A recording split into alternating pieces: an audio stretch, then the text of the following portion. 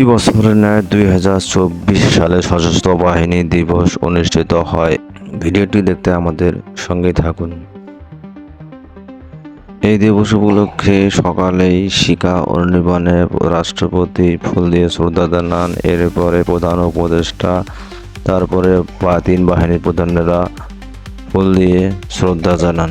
এরপরে বিকেল 4টার দিকে প্রধান উপদেষ্টা উপস্থিত হন। এর সাথে সাবেক প্রধানমন্ত্রী বেগম খালেদা জিয়াকে আমন্ত্রণ জানানো হয়। সেখানে প্রধান উপদেষ্টা এবং বেগম খালেদা জিয়ার পাশাপাশি কথা বলতে দেখা যায় এবং পরবর্তীতে তিনি জাতির উদ্দেশ্যে সবার উদ্দেশ্যে ভাষণ প্রদান করেন। আজ আমরা বিশেষভাবে সৌভাগ্যবান এবং সম্মানিত যে বাংলাদেশের তিনবারের নির্বাচিত প্রধানমন্ত্রী বীর মুক্তিযোদ্ধা শহীদ রাষ্ট্রপতি জিয়াউর রহমানের স্ত্রী বেগম খালেদা জিয়া আজ এখানে আমাদের মধ্যে উপস্থিত আছেন।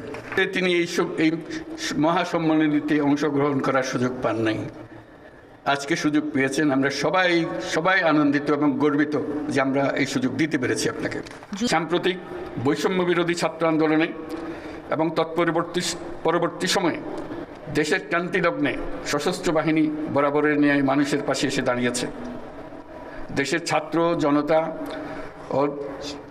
এবং সাধারণের পক্ষে দাঁড়িয়ে সশস্ত্র বাহিনী আবারও দেশের মানুষের কাছে আস্থার প্রতীক হিসেবে স্বীকৃতি লাভ করেছে।